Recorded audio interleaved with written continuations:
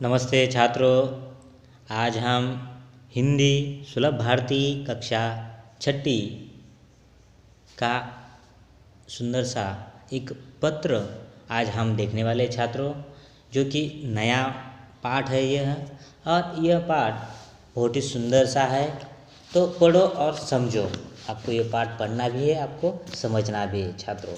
तो आज कौन सा पाठ देखने वाले हैं आज हम? तो स्वास्थ्य संपदा। संपदा यानी संपत्ति, स्वास्थ्य यानी आपकी तबीयत, आपका जो शरीर है उसे आपको निरोगी रखना है।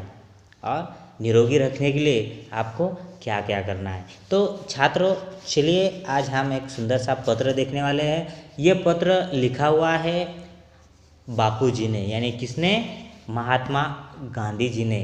छोटे छोटे बच्चे उन्हें प्यार से बापूजी कहते हैं, और वही बापूजी ने ये जो खत है, ये खत लिखा हुआ है। तो चलिए छात्रों, सबसे पहले मैं आपको बापूजी का परिचय करवाता हूँ।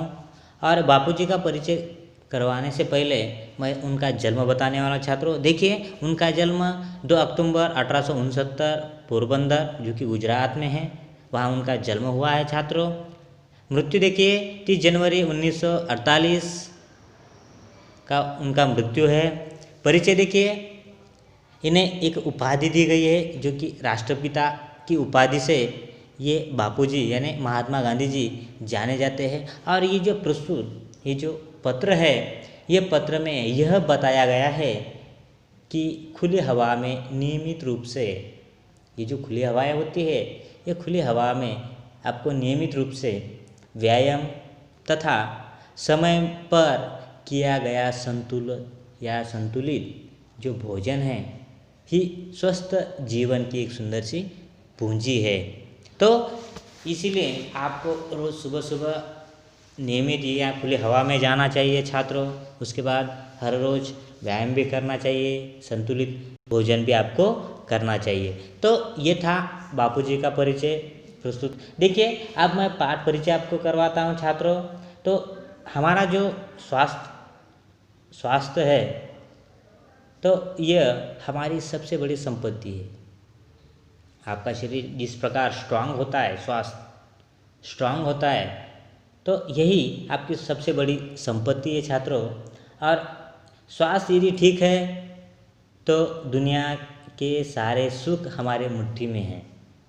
स्वास्थ्य यदि ठीक है तो दुनिया में कौन सी भी हर सुख आपके मुट्ठी में हो सकता है।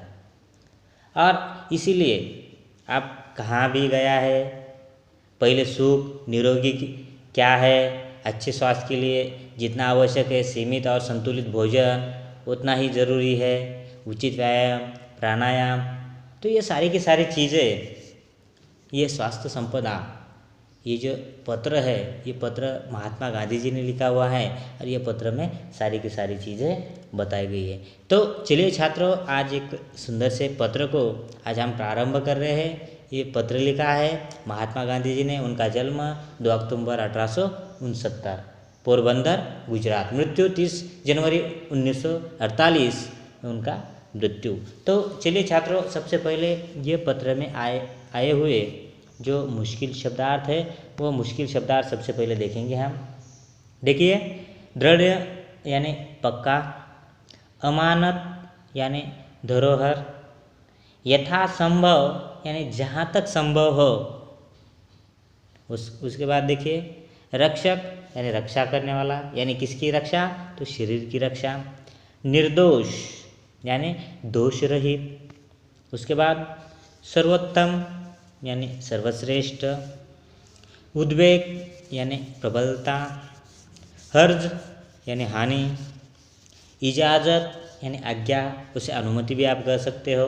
उसके बाद चोकर यानी पीसे हुए अन्न को चालने पर बचे हुए छिलके, उसे चोकर कहा जाता है छात्र। तो ये थे स्वास्थ्य संपदा में आए हुए शब्दार्थ।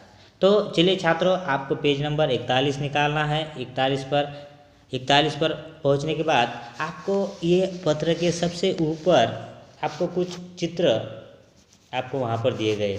ऊपर लिखा हुआ है, चित्र देखकर क्रियायुक्त शब्दों से वाक्य बनाओ। लेकिन ये चित्र की ओर से और आपको गौर से देखना है। देखिए छात्रों, रोज़ सुबह सुबह उठकर आपको क्या करना है, एक सेब खानी है। देखिए एक छोटी सी वहाँ पर एक लड़की आपको वहाँ पर दिखाई दे रही है, उसके हाथों में एप्पल यानी सेब आपको उसके हाथों में दिखाई दे रहा है। तो जब रोज़ सेब खाइए तो आपका जो शरीर है वह ऐसा हो जाएगा, जो कि आप सुबह सुबह फल का सेवन जब करोगे तो आपको उससे मिलने वाले जो विटामिन हैं उससे आपका शरीर कैसा रह सकता है, जो कि संतुलित रह सकता है। उसके बाद आपको भोजन भी, देखिए दूसरे चित्र में भी एक छोटी सी नन्ही है, उसकी माँ और एक छोटा सा भाई उसे खाना खिलाते हुए, एक महिला है वो अपने छोटे बच्चों को वहाँ पर खिलाते हुए आपको दिखाई दे रहा है। तो देखिए छात्रों, आपको समय सुबह सुबह रोज़ एक एक फल खाना है, उसके बाद दोपहर पर आपको क्या करना है, खाना खाना है, और शाम को भी आपको खाना खाना है, लेकिन जल्दी, जो कि 8 बजे से पहले। उसके बाद देखिए आपको जो नींद लेनी है, जो कि आप कहते हो, जो कि आप 6 या 7 जो घंटे होते हैं उससे ही ज़्यादा आप नींद ले सकते हो, या लेकिन उतनी ठीक है, लेकिन आप जल्दी खाना खाइए, जल्दी सो जाइए। नहीं तो कोई कोई क्या करता है, 10 हो 11 हो 11 12 बजे आप क्या करते हो, खाना खाते हो, तो गलत बात है। क्यों? क्योंकि वह आपका जो शरीर है उसका जो पाचन क्रिया है वो फास्ट नहीं होती, इसीलिए सुबह जो कि शाम के वक्त हो तो जल्दी से जल्दी आपको खाना खाना चाहिए और जल्दी ही सो जाना चाहिए, जो कि आपके शरीर के लिए वो आवश्यक है। तो इसीलिए आप कैसे रह सकते हो, संतुलित, क्योंकि भोजन भी संतुलित हो सकते हैं, उसके बाद खुली हवा भी, और रोज़ सुबह सुबह उठकर व्यायाम कर कर आपको फल खाने। तो यही ये चित्र में आप हमें बताया गया है, और इसके आधार पर आप क्रियायुक्त शब्द भी, वाक्य भी बना सकते हो छात्रों। तो चलिए छात्रों, आज एक सुंदर सा पत्र देखेंगे आप, स्वास्थ्य संपदा, लिखा हुआ है महात्मा गांधी जी ने। तो चलिए देखिए छात्रों, ये जो खत है येरवड़ा मंदिर से यानी येरवड़ा जेल से, जो कि वहाँ पर महात्मा गांधी को जेल हुई थी, वहाँ से उन्होंने लिखा हुआ है। कब लिखा हुआ है? 8 नवंबर 1932 में ये खत लिखा हुआ है। किसको लिखा हुआ है? जमनालाल को। किसको लिखा है छात्रों? तो जमनालाल को। किसने लिखा है? तो महात्मा गांधी जी ने। तो चलिए हम शुरुआत करते हैं स्वास्थ्य संपदा। देखिए कब लिखा है? 8 नवंबर 1932। किसको लिखा है? जमनालाल को। देखिए सबसे पहले बापूजी खत लिखते समय खत में क्या लिखा, देखिए आप पत्र द्वारा यानी खत द्वारा संभाषण हो रहा है, किसके बीच?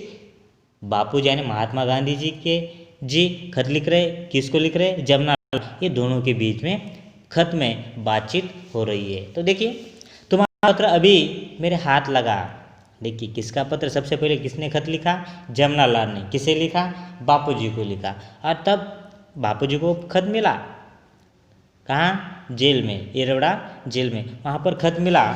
तो वहाँ पर खत मिलने के बाद देखिए बापूजी खत लिखते समय क्या कह रहे हैं? तुम्हारा पत्र अभी मेरे हाथ लगा है, मिला है, सुना और उसका जवाब लिख रहा हूँ। सुना है ना, उन्होंने पढ़ा, वो सारा का सारा जमनालाल ने बापूजी को सबसे पहले खत लिखा था, वो सारा का सारा उनके हाथ लगा है, उन्हें मिला है, वो देखा उन्होंने और उन्होंने वो पढ़ा भी है। तो उसका जवाब मैं आपको आज लिख रहा हूँ। उसका जवाब जो कि जमनालाल ने लिखा हुआ, जो महात्मा गांधी जी को लिखा हुआ जो खत है, वह खत का जवाब आज महात्मा गांधी जी किसे लिख रहे हैं? जमनालाल को। तो देखिए उसका जवाब लिख रहा हूँ। तुम चाहते हो वे सब आशीर्वाद टोकरियों में भर तुम्हारे जन्मदिन पर तुम्हें मिले। देखिए बापूजी खत में लिखते समय वह क्या बता रहे हैं जमनालाल को? तो तुम्हारा, मुझे पता है तुम्हारा जन्मदिन है, और वह जन्मदिन पर मैं आपको टोकरियाँ भरकर तुम्हें जन्मदिन की ढेर सारी शुभकामनाएं, आशीर्वाद देना चाहता हूँ। सबसे पहले देखिए ये खत के प्रारंभ में ही जमनालाल को वह उनके जन्मदिन पर बधाई देते हुए, देखिए उन्हें बधाई दे रहे, लेकिन कैसी बधाई? टोकरियाँ भरकर शुभकामनाएं दे रहे। कौन? बापूजी। किन्हें? जमनालाल को। देखिए आगे देखिए, तुम्हारे स्वास्थ्य के संबंध में सब कुछ जानने के बाद, जो कि आपका जो स्वास्थ्य है, जो कि आप कभी कभी बीमार गिर जाते हो, आपकी तबीयत अच्छी नहीं रहती है, मुझे पता चला आपके शरीर के बारे में, जो कि आपकी तबीयत के बारे में मुझे पता चला। तो उसके संबंध में कुछ जानने के बाद भी जो विचार मैंने बताए हैं उन पर मैं स्वयं दृढ़ हूँ। देखिए, दृढ़ यानी पक्का, जो कि मैंने आपको बताया है उन पर मैं स्वयं यानी खुद मैं दृढ़ हूँ, यानी पक्का, जो कि मुझे पता है मैंने जो आपको विचार बता रहा हूँ और बताना चाहता हूँ उस पर मैं स्वयं, क्योंकि ये सबसे पहले मैंने किया है और वही मैं आपको बता रहा हूँ। क्योंकि आपका जो स्वास्थ्य है वह ठीक, यानी तबीयत आपकी ठीक नहीं रहती है, मुझे पता है। तो इसके लिए सबसे पहले ये मैंने किया है, फिर मैं आपको बता रहा हूँ। ऐसा किसने कहा? बापूजी ने। किसे कहा? जमनालाल को। देखिए, तुमको अपने खर्च से भोजन प्राप्त करने की छुट्टी मिले या मिल सके तो उसे प्राप्त करने में कोई दोष नहीं समझता। देखिए, तुमको अपने खर्च यानी खुद के पैसे से भोजन प्राप्त करने की छुट्टी मिल सके तो उसे प्राप्त करने में कोई दोष नहीं है। देखिए, आपको ऐसा लगता होगा, कौन लिख रहा है? बापूजी। किसे लिख रहे हैं?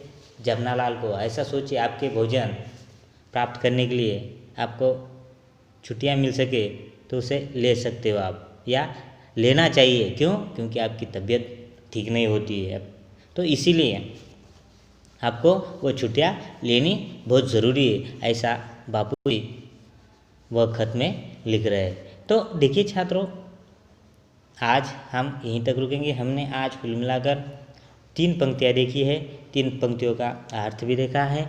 तो कल हम अगली पंक्तियाँ देखेंगे, क्योंकि अगली पंक्तियाँ कौन सी है? तो शरीर को एक अमानत समझकर यथासंभव उसकी रक्षा करना रक्षक का धर्म है। मौज मजे के लिए गुड़ की एक डल्ली भी ना मांगो ना लो, परंतु औषध के तौर पर महंगे से महंगे अंगूर भी मिल सके तो प्राप्त करने में कोई बुराई नहीं दिखाई देती। इसलिए ऐसे भोजन को ग्रहण करने में ही उद्वेग की आवश्यकता है। ये जो पंक्तियाँ है ये कल के वीडियो में देखेंगे छात्रों। आज यहीं पर रुकेंगे। तो देखिए छात्रों, कल आपको ये सारे के सारे जो पत्र है बापूजी ने लिखा हुआ, ये सारे के सारे पत्रों का आपको मुखरवाचन करना है। मुखरवाचन कर जो भी आपको दिक्कतें आती हो, जो भी शब्दार्थ आपको हार जाते हो, तो वो मुझे कमेंट बॉक्स में लिख सकते हैं। उसके आधार पर मैं कल और कुछ शब्दार्थ आपको दे दूंगा। तो चलिए छात्रों, कल आते समय ये स्वास्थ्य संपदा है, ये सारा का सारा जो पत्र है वो पत्र का आपको मुखरवाचन करना है। तो चलिए आज हम यहीं रुकेंगे। Thank you.